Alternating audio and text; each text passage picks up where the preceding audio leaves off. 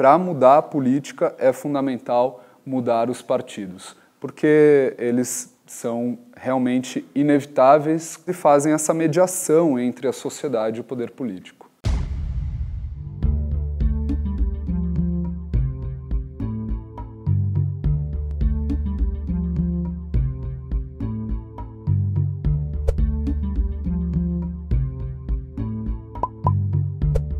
O que representa partir da ideia de que a política deve transcender o voto, de que a democracia deve ir além das urnas? O que nós, enquanto sociedade, podemos fazer para ficarmos mais próximos daqueles que nos representam e controlam recursos significativos associados ao dinheiro público, mas também aos nossos direitos enquanto sociedade? Essas perguntas e essas provocações fazem parte de um debate que realizamos aqui, em Brasil, e conta com a presença de Joyce Toyota e Marcelo Issa, representando ideias complementares e desafiadoras acerca dessa provocação. Joyce, a gente fala muito que os partidos políticos, as ideias que por vezes transcendem de maneira técnica o serviço público, ocupam muitos espaços dentro da máquina pública e que isso transformaria o Estado em algo caro, mas principalmente em algo muito ideologizado e pouco técnico. Em que pese o fato de que isso talvez traga alguns exageros, quer dizer, não é só isso, em que medida a gente pode partir da ideia de que um debate sobre boas contratações técnicas para o serviço público nos auxiliam enquanto uma democracia?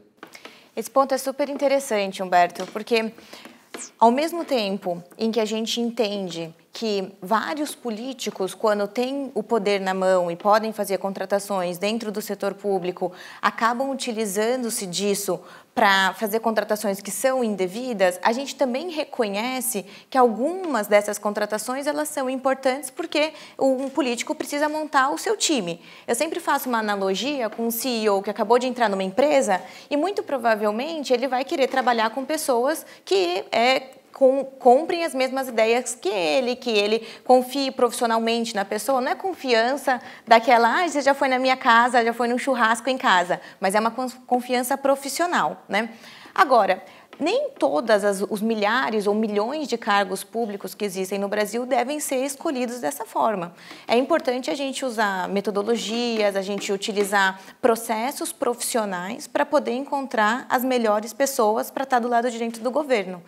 Hoje, quando a gente abre o jornal, a gente vê o tamanho do problema que a gente tem no Brasil e vários desses problemas passam pelo lado de dentro do governo, passam pelo setor público. Diversas coisas que a gente não gosta, que a gente critica, que a gente quer mudar, estão ali dentro.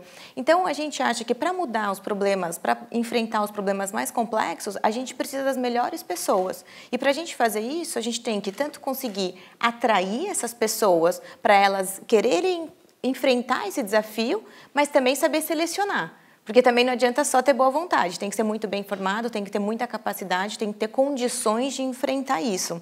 Então, acho que esse ponto é super interessante para a gente pensar sobre como mesclar e conseguir compor times de alto desempenho, combinando aquelas pessoas que têm a capacidade de fazer e também têm a vontade de implementar aquele plano de governo que é representado por um candidato que foi eleito democraticamente para ocupar uma posição do lado de dentro do setor público. Eu acho que nesse sentido, Marcelo, a gente traz a Joyce falando de uma legitimidade de programas que são apresentados pelos partidos políticos nas eleições, e eu comecei a provocação inicial a ela falando que os partidos políticos ocupam espaços. Isso não representa dizer, obviamente, que os partidos políticos são nocivos. Eles podem ter comportamentos que não exatamente representam aquilo que eles deveriam representar dentro de uma democracia, mas, pelo menos no que diz respeito à lógica da democracia representativa, a ciência política, a política em geral, enfim, ainda assume que são organizações relevantes. Como é que eu trabalho com a relevância dos partidos políticos aos olhos de uma sociedade que os vê de maneira tão negativa? Eu costumo dizer, Humberto, que os partidos políticos são uma realidade inevitável. Ainda que nós não tivéssemos partidos, fazendo um exercício de abstração, imaginando que os 513 deputados, os 81 senadores, todos os vereadores e deputados estaduais fossem eleitos por suas próprias contas, ou seja, não estivessem vinculados a nenhum grupo, fossem todas candidaturas independentes, durante o exercício da atividade, nós conhecemos a dinâmica social e sabemos que as famosas panelinhas iriam se formar, os agrupamentos surgiriam dentro dos parlamentos da mesma forma, lideranças surgiriam, e isso deixa muito claro que, em primeiro lugar, os partidos são uma realidade inevitável desse ponto de vista, e, em segundo lugar, que nada mais são do que agrupamentos de indivíduos que, em determinado momento, decidiram incidir politicamente. Nós vemos uma série de grupos hoje se constituindo na sociedade com esse mesmo objetivo, os chamados grupos de renovação política, movimentos, que podem eventualmente se transformar em partidos políticos no futuro.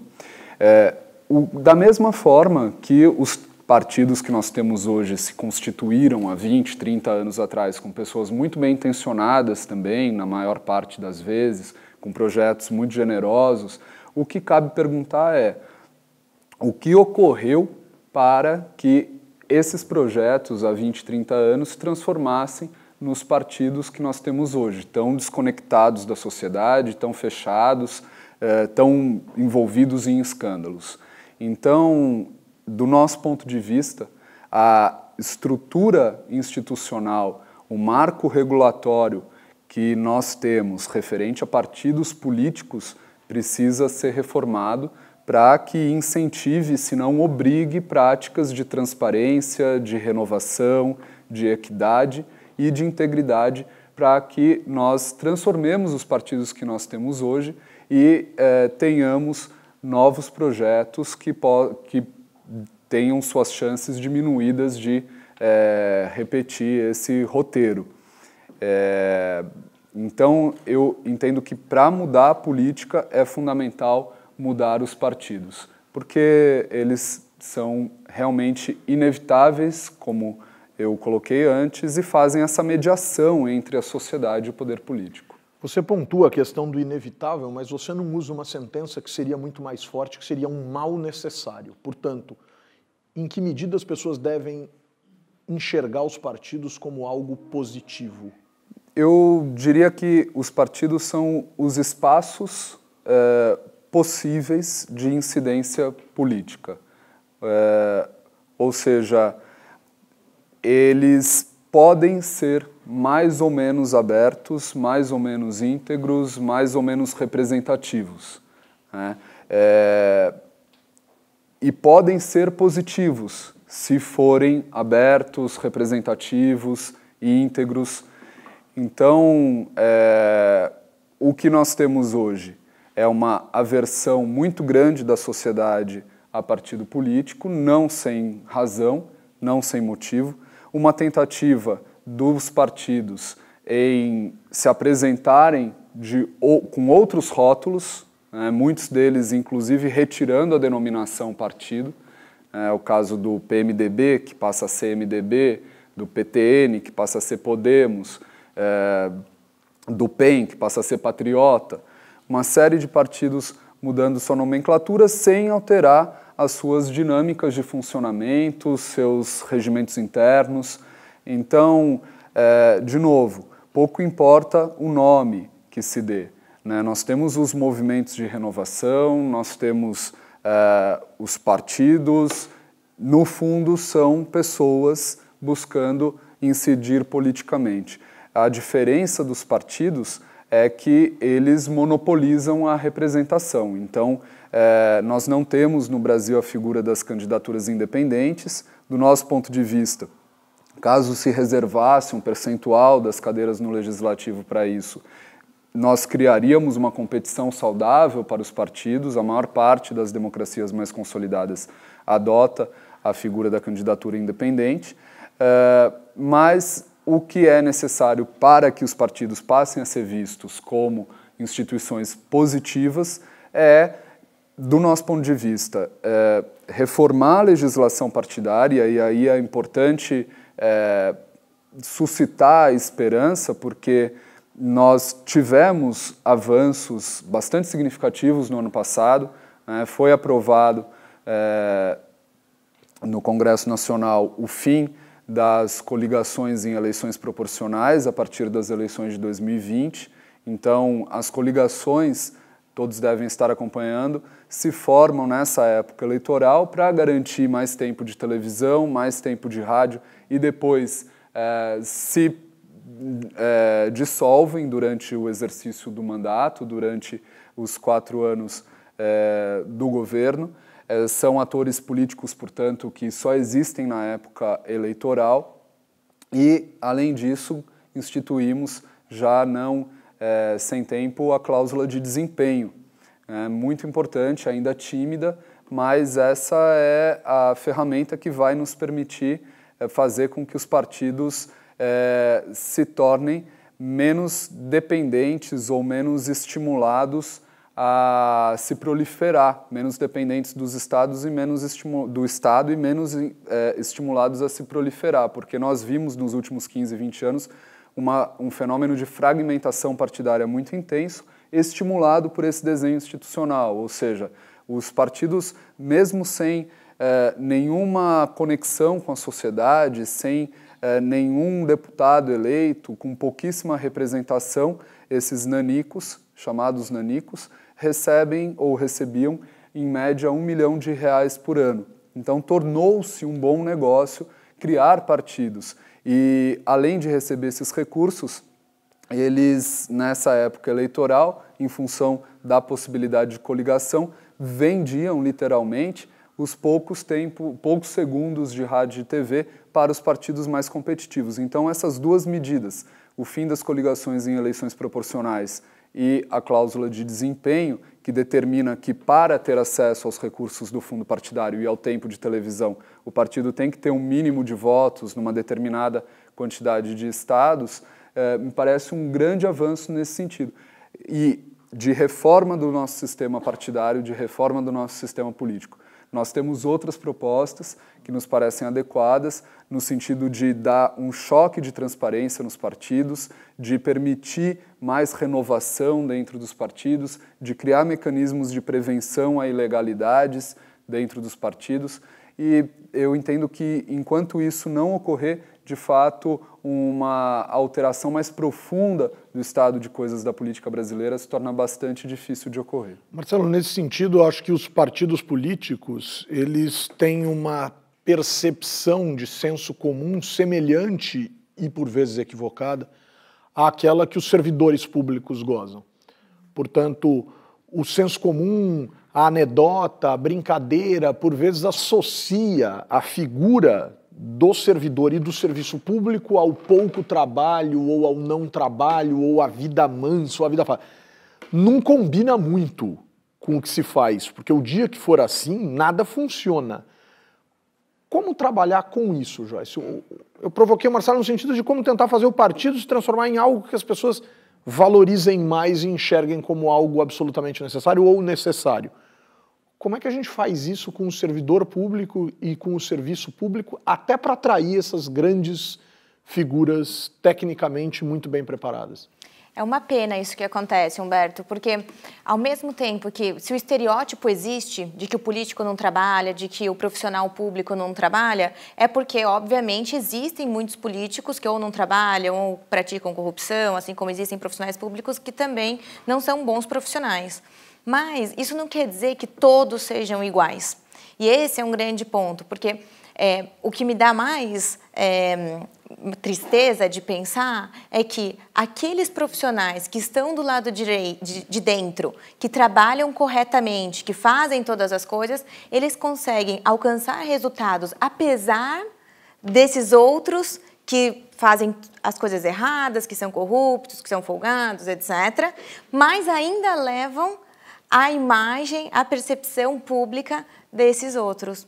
Então, essas pessoas que são os nossos heróis, que estão do lado de dentro, que estão realmente transformando, mudando o governo, implementando serviços públicos, políticas públicas melhores para a população, os políticos que estão agindo de uma forma correta do lado de dentro, fazem isso com muita dificuldade e com uma péssima imagem, um péssimo reconhecimento da população. Então, aqui o que a gente tem que fazer é conseguir mudar essa lógica, que não é tão complexa no meu ponto de vista. Porque se a gente realmente acreditar que ninguém está fazendo nada, que ninguém está se importando, não era para o Brasil estar onde está. Não era para o Brasil ter conseguido tantas vitórias, vários tropeços no meio do caminho também, mas tantas vitórias, tanta melhoria em diversos aspectos. Aí a gente consegue pegar vários indicadores econômicos, sociais, etc., que mostram o nosso progresso. Isso aqui não chegaria aqui se a gente tivesse 100% dos profissionais públicos e dos políticos corruptos e folgados e tudo mais. Então, a gente, precisa reconhecer que existem esses profissionais, a gente precisa valorizar esses profissionais da luz. É lógico que quando a mídia fala de um escândalo, fala de um problema, eu mesma presto mais atenção. Eu acho que quando eu estou lendo ali o jornal, eu clico naquele negócio e falo, o que foi esse escândalo? Nossa, o que aconteceu aqui? Mais do que, o que é esse case legal, essa política bacana, esse negócio que deu resultado. A gente acaba indo para isso. Então, mas a gente precisa dar mais luz, a gente precisa consumir mais coisas positivas. Eu sou uma pessoa otimista, por definição, então eu gosto de me alimentar de coisas positivas também, para ver que existem coisas boas andando para frente nesse sentido, para que a gente consiga entender o que está acontecendo. E a outra forma de conhecer isso, além de consumir, entender, ouvir, falar, comentar, compartilhar essas coisas, é estar do lado de dentro, olhando como é que de fato acontece na ponta. Então, uma coisa é a gente ir lá e tem um problema, acaba tendo que usa um hospital público ou reclama de alguma coisa, fala, pô, como é que essas coisas chegaram até aqui? Como é que esse serviço está sendo... Por que esse serviço está sendo entregue dessa forma? E aí a outra coisa é ir do lado de dentro e entender qual é a complexidade de uma secretaria de educação, de saúde, de educação, de segurança, qual é a complexidade do nosso sistema de segurança com todos os nossos entes federados no Brasil hoje. Qual é a complexidade do que está do lado de dentro para poder também contribuir com essa mudança. Então, por isso que eu sempre faço o convite, principalmente para quem é mais crítico do governo, para quem é mais crítico de políticos, de profissionais públicos, vamos passar um tempo do lado de dentro e ver o que acontece para que a gente possa fazer críticas que sejam realmente úteis para a transformação. E não só de forma pejorativa, de contar uma piada, reclamar por reclamar, isso não vai resolver nada. Agora, você está falando de uma questão importante que, a despeito de a pessoa entrar, seria interessante que ela conhecesse aquilo que ela está criticando. Uhum. Agora, na sua experiência, o que inspira uma pessoa a entrar? O que faz com que uma pessoa diga, eu quero estar dentro de um governo e ser contratada para isso e desempenhar um papel, seja ele qual for, né? Existem vários papéis no universo público que podem atrair as pessoas, mas essa atração é uma atração mais conjuntural e ligada a uma ideia de, puxa vida, preciso arrumar um emprego de qualquer jeito para sobreviver, ou tem uma lógica mais idealista aqui, ou tem causas, princípios e desejos. Quem é esse cara que chega na Vetor Brasil, por exemplo, e diz, eu quero ir para dentro do setor público, e como você divide essas pessoas e seleciona essas pessoas e isso resulta em alguma coisa interessante e benéfica para o mundo público? Essa é uma das coisas que mais me inspira no meu dia a dia, é encontrar pessoas que queiram entrar pelos motivos da transformação. Uma das coisas que a gente notou, e a gente sempre fala sobre isso, a gente começou o Vetor em 2014, com essa ideia, fazendo um piloto e tudo mais. Eu acho que se a gente tivesse começado 5 ou 10 anos antes, talvez a gente não tivesse tido a atração que a gente tem para hoje estar aí com centenas de profissionais, trabalhando em todos os estados do Brasil e tudo mais. Por quê? Acho que 2013 foi um momento muito importante para o Brasil. Parece que, né, eu estava pensando, 2013 foi há 5 anos. Podemos mudar de assunto. Parece que foi esses dias. Mas 2013 fez uma grande mudança de muitas pessoas irem para as ruas, protestarem, falarem, eu não quero isso, eu olho para o Congresso, eu não me reconheço, eu olho para o serviço público que é ofertado e eu não aceito, não é para isso que eu estou aqui, não é esse Brasil que eu quero construir. E isso despertou em muitas pessoas uma vontade de ir lá e falar assim, daqui que deixa que eu resolvo, eu quero entrar.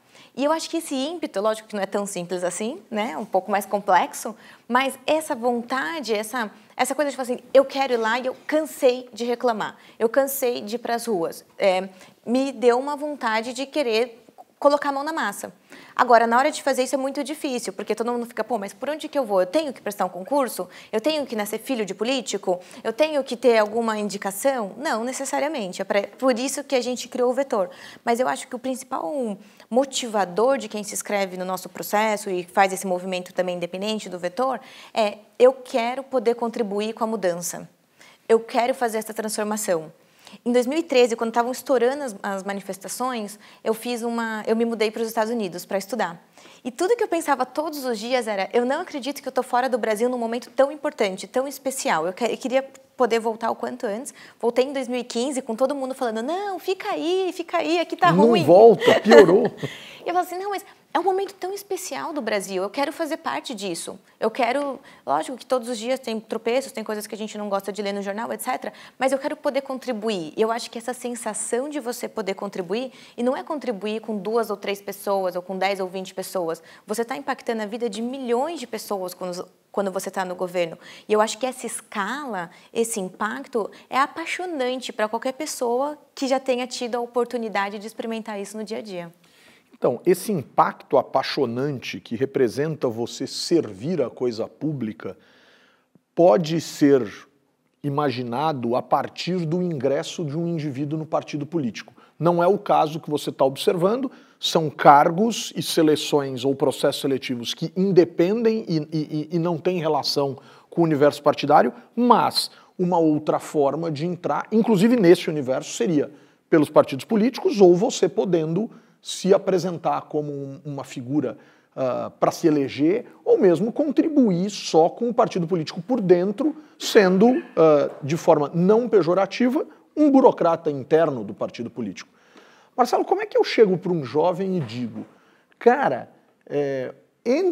procure, tem 35 alternativas, por que você não vai lá e olha para eles? Todos têm juventudes partidárias, tal. Como é que eu encanto uma figura hoje, com seus 16, 17, 18, 20 e poucos anos, para falar, vou me filiar a um partido sem apanhar em casa? Claro que eu estou fazendo uma brincadeira, nenhuma família deve agredir seus filhos fisicamente, mas como é que você resolve essa parada? Eu estou achando muito interessante perceber que existe um ponto de conexão bastante evidente aqui entre o trabalho que nós estamos fazendo. Porque até onde eu consigo enxergar, a criação de cargos em comissão, cargos de confiança no Brasil, não obedece a tantos impedimentos assim. Os chefes dos poderes executivos, prefeitos, governadores, presidente da República, podem quase que livremente criar esses cargos e colocar pessoas da sua confiança, ou não necessariamente, nessas posições. E há quem diga que o Brasil tem a maior quantidade de cargos em comissão, cargos de confiança do mundo. Isso, para muitos, é um grave problema, porque a maior parte desses cargos é ocupada por indivíduos indicados pelos partidos políticos. A despeito de estarem ou não filiados. E a despeito de estarem ou não preparados para a função. A imprensa noticia frequentemente que um determinado partido deseja uma determinada diretoria de um ministério, ou então que um ministério vai ser transferido de porteira fechada para um determinado partido, o que significa que o partido A ou B vai ter liberdade total para ocupar aquele ministério. E o que nós vemos é que muitos partidos, a maior parte deles, não tem programas muito claros sobre transporte, educação, saúde ou meio ambiente que justifique um interesse tão grande por essas posições. E há casos bastante graves, inclusive, de pessoas indicadas para essas posições que evidentemente não tinham a formação adequada, muitas vezes a experiência adequada. Bastante recentemente foi noticiado que um garoto de 20 anos, ou talvez até menos, havia sido nomeado para uma função importantíssima na máquina pública, era gestor de dezenas de milhões de reais, sem nenhum demérito à pessoa específica, mas havia claros indícios de que ele estava ali meramente para fazer a gestão dos interesses partidários. Então, fica muito claro que enquanto nós não tivermos partidos políticos que sejam mais representativos dos interesses e das demandas da sociedade, os indicados por esses partidos para essas posições dificilmente serão pessoas comprometidas e preparadas para essas posições. Então, gostaria até de ouvir a Joyce a respeito da quantidade de cargos em comissão que nós temos no Brasil, se ela avalia que isso é um problema ou não. E respondendo a sua pergunta, Humberto, de fato nós temos menos de 2% das posições ou dos membros dos partidos políticos jovens. Dos cargos de direção dos partidos políticos? Não, do total de filiados. De filiados aos partidos. Nós temos quase 17 milhões de filiados a partidos políticos no Brasil. Já é um número questionável, né? Quer dizer, de fato, esses registros provavelmente estão equivocados, não há uma atualização frequente. Se você observar a faixa etária, nós temos uma concentração muito alta de pessoas acima de 80 anos, então é possível que, enfim, os dados não estejam corretos. Essas pessoas provavelmente já faleceram, né? Mas a quantidade de jovens dentro dos partidos representa menos de 2% do total de filiados aos partidos políticos. Então, realmente, os partidos não têm sido capazes de atrair a juventude. E me parece que as pessoas que querem contribuir, em geral, buscam outros caminhos, como, por exemplo, buscar servir numa posição de cargo em comissão, mais técnica, enfim, participando dos processos do vetor. E, realmente, de acordo com a realidade que se apresenta do sistema partidário, é natural que o jovem não tenha interesse em se aproximar. Por isso que uma causa que eu entendo que possa ser atraente para os jovens é a reforma dos partidos políticos, obrigar os partidos a serem mais, de novo, abertos, transparentes, íntegros. Eu entendo que a sociedade como um todo, em especial os jovens, têm tomado consciência disso. Quando nós começamos, era muito frequente receber mensagem nas redes sociais dizendo: por que vocês estão querendo transformar os partidos? Partido só serve para roubar o povo, tem que acabar com todos os partidos, partido é quadrilha. E já estamos aí há mais de 2 anos e meio fazendo esse trabalho, e o retorno tem sido diferente hoje. Muita gente, em especial jovens, tem surgido para perguntar como apoiar o movimento Transparência Partidária. Ou até mesmo como entender melhor os partidos. Exatamente. Eu queria voltar nessa temática da transparência contigo, mas não sem antes saber da Joyce um pouco sobre essa pergunta que o Marcelo te fez, quer dizer, se a gente tem um excesso ou se a gente tem algum tipo de exagero nessa quantidade de cargos em comissão, os ditos cargos de confiança, e eu queria aproveitar essa questão que o Marcelo lhe fez para emendar uma outra relacionada a esse termo confiança. Confiança em quê? Que eu acho que isso é importante. No que eu confio quando eu nomeio alguém, ou em tese, no que eu deveria confiar quando eu nomeio alguém? Super legal. Essa discussão ela é infinita e eu adoro, porque eu acho ela fundamental. Quando a gente discute governo, organizações, a gente está discutindo pessoas. E a definição de como a gente contrata pessoas no Brasil, ela é muito relevante porque ela é muito antiquada. Então, hoje, dentro do governo, a gente convivem as duas formas mais diferentes de como contratar uma pessoa. Uma, de um lado, é o profissional estatutário, concursado, com estabilidade, etc., que é super difícil de mandar embora e tudo mais. E do outro, cargo comissionado, cargo de confiança, que é 100% instável. Literalmente, numa canetada, a pessoa é nomeada ou ela é exonerada sem necessidade de um critério, que não quer dizer que não tem critério, mas não há uma necessidade, uma exigência. Quando eu olho para essas duas coisas aqui, eu acho que nenhum dos dois é bom. Nem o comissionado 100%, eu acho que ali deveria ser um número menor de cargos de confiança, e aí vamos discutir a confiança, e também um número menor de profissões que deveriam ser tão engessadas. Isso porque o mercado de trabalho global está mudando. As pessoas não têm mais a previsão de entrar na firma e ficar 30, 40 anos na mesma firma, se aposentar e ficar lá e etc. Cada profissional, todos que estamos aqui, que somos jovens, a gente não vai ter uma carreira na nossa vida. A gente vai ter diversas carreiras, 10, 20 carreiras diferentes, vamos fazer coisas diferentes. Essa coisa engessada de falar, isso aqui é o que eu faço, e eu não posso fazer nada para cá, nem para lá, ou porque eu não quero, ou porque não me é permitido, é uma coisa retrógrada. E é uma coisa que vai gerar uma seleção adversa e que vai dificultar o governo a atrair ainda mais as pessoas para dentro do setor público que sejam mais inovadoras, criativas, etc. É um modelo que pode ter funcionado no passado, mas que eu sou muito crítica dele para o futuro.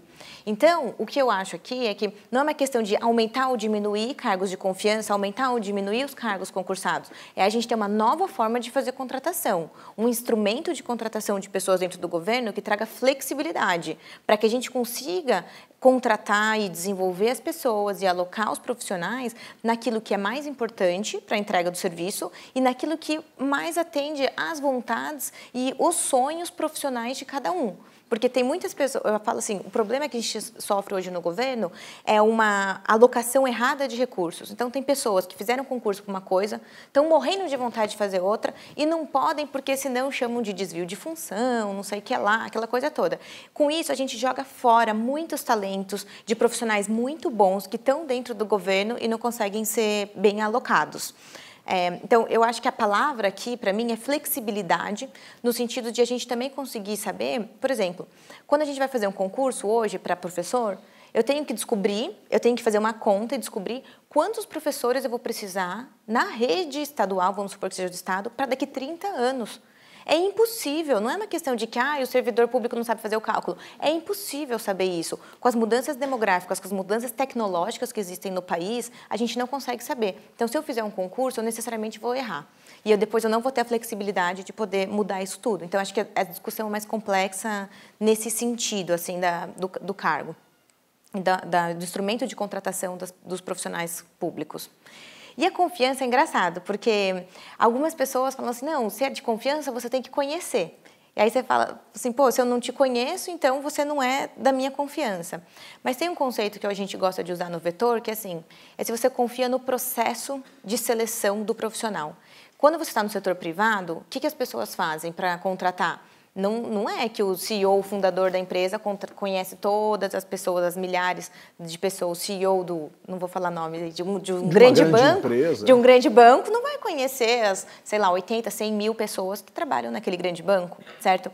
O que ele confia? Ele confia no processo que existe para aquilo. Então, se eu tenho um processo com testes, com entrevistas, que avaliem a pessoa... Com descrição clara de cargo, função, etc. Do que a pessoa vai fazer, de como ela vai se desenvolver e etc. Então, ele pode fazer aquela contratação e avaliar a pessoa no trabalho, que é a forma mais efetiva de se avaliar pessoas no trabalho real, certo?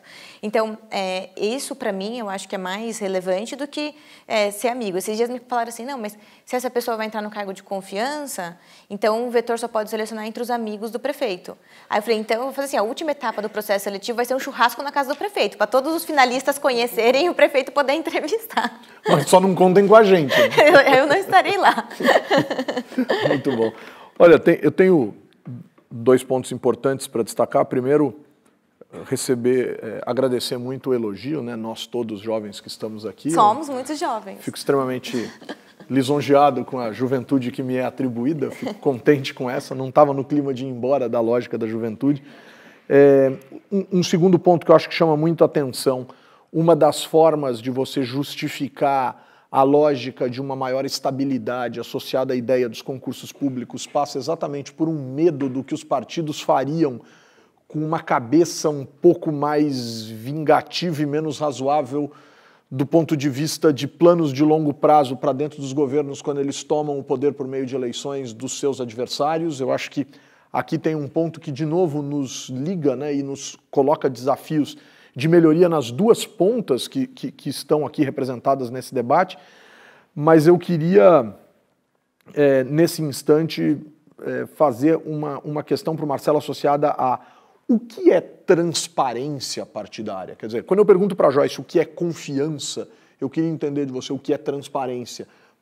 E se você puder, nessa sua resposta, trazer alguns pontos de curiosidades acerca do que se desvendou a partir do instante que os partidos ficaram transparentes, para a gente começar a entender o que a gente ganha com essa transparência. Uhum. Antes, eu só queria fazer um complemento à fala da Joyce, porque realmente todas as questões que ela coloca são extremamente oportunas e relevantes, mas eu entendo que a complementariedade entre o que nós estamos falando vai ficando cada vez mais evidente, porque se nós temos hoje um sistema político que se estrutura a partir do momento em que, vencida ou passada a eleição, o mandatário, o chefe do Poder Executivo, se reúne com os líderes partidários para dizer, olha só, vamos começar o governo e vocês não me fiscalizem na Câmara dos Deputados, no Senado, na Câmara de Vereadores ou na Assembleia Legislativa, porque essa é a principal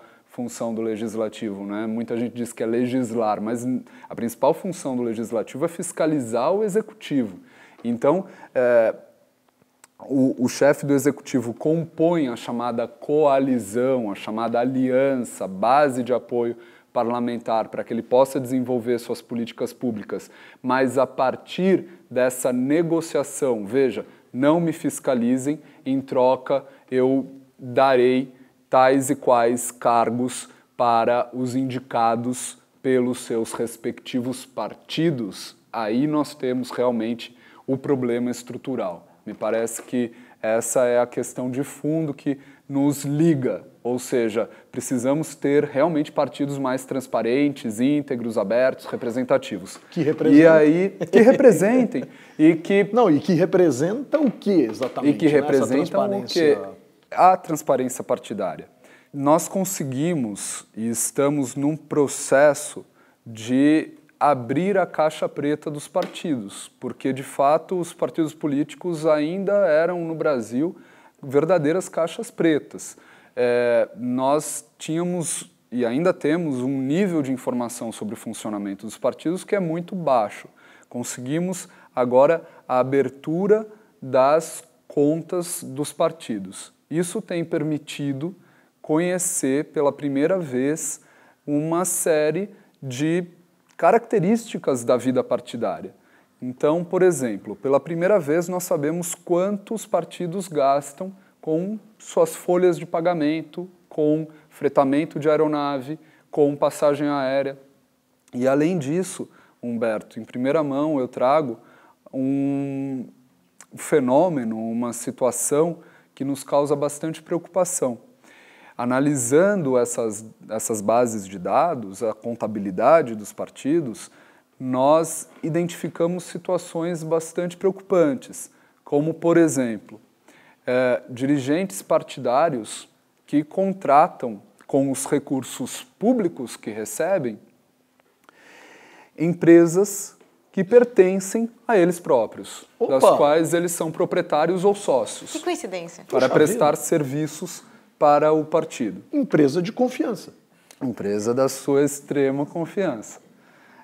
Ou então, filiados a partidos políticos ou não filiados que fazem doações e depois têm as suas empresas contratadas como fornecedores dos partidos. Também situações frequentes nesse sentido. É desanimador constatar esse tipo de situação num primeiro momento, mas, por outro lado, é a primeira vez que nós estamos conseguindo observar essas situações com clareza. Havia rumores ou boatos de que esse tipo de situação acontecia. Eventualmente, a Justiça Eleitoral até identificava uma ou outra.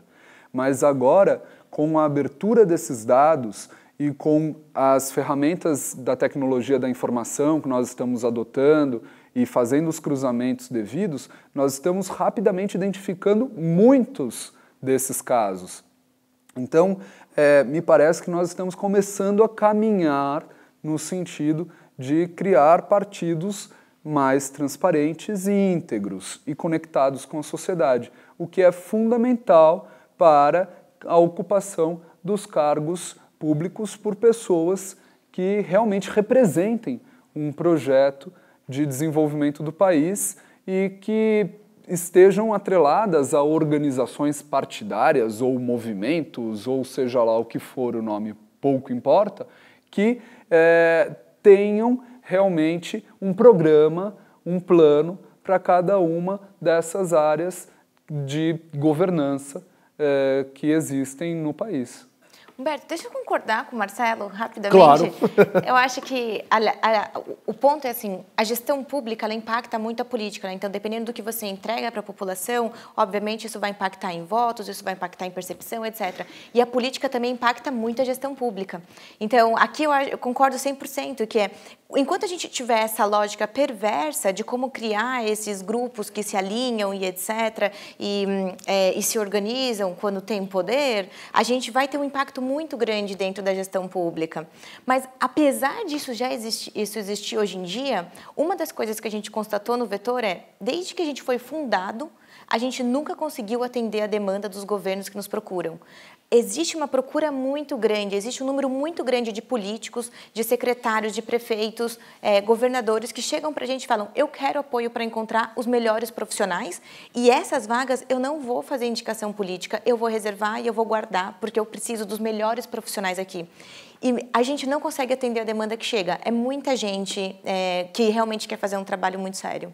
Esse é um excelente sinal. Mas, por outro lado, é bastante provável que exista mais um tanto que seja eventualmente até maior do que aqueles cargos que ele pretende que sejam ocupados por bons profissionais, que serão entregues para esse fisiologismo, né, que toma conta da política no Brasil. É isso que a gente vai resolver com a política. E aí a gente precisa mudar as regras do jogo, as regras do sistema partidário, enfim. A política pode ir além das eleições. A democracia transcende o voto. E aqui 2 excelentes exemplos. Podemos aprimorar a nossa condição de compreender a política, melhorando a condição dos partidos políticos e os tornando mais transparentes? Podemos fazer o mesmo contratando de maneira mais eficiente profissionais mais condizentes com aquilo que o Estado deseja deles e o que a sociedade precisa efetivamente? Um Brasil entrevistou Joyce Toyota, Marcelo Issa.